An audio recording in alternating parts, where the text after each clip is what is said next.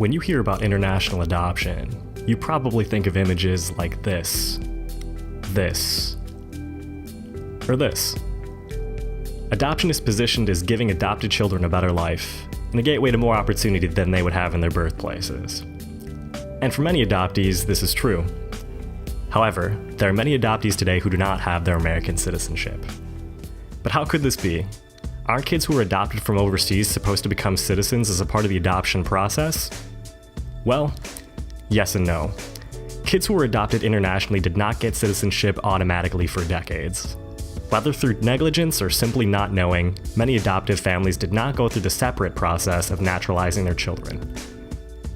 However, the Child Citizenship Act of 2000 gave all adoptees under the age of 18 retroactive citizenship, and made sure automatic citizenship became a part of the adoption process moving forward.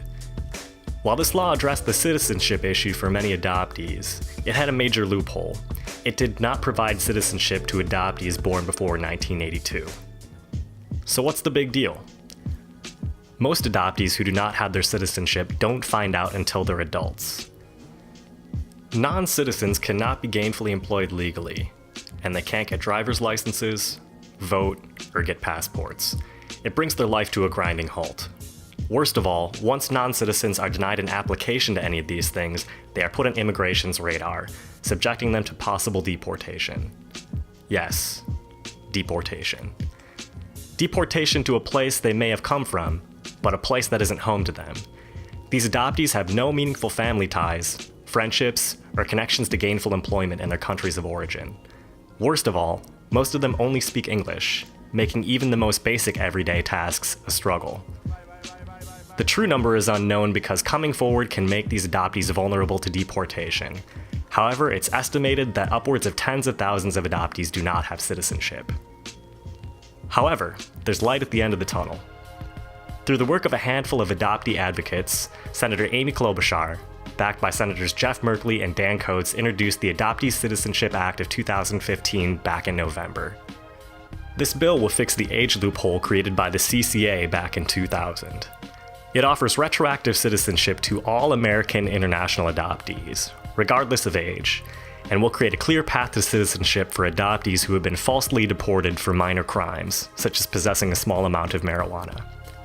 This bill has bipartisan support, and the light at the end of the tunnel is so close.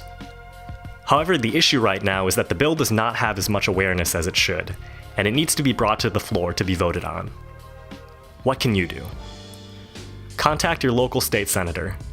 Let them know you'd like them to support citizenship for all adoptees, and that there is bipartisan support for this bill.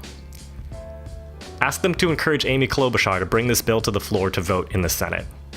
Ask them to vote in favor of the Adoptee Citizenship Act of 2015. On January 19th, Senator Klobuchar issued a press release urging for support of this bill.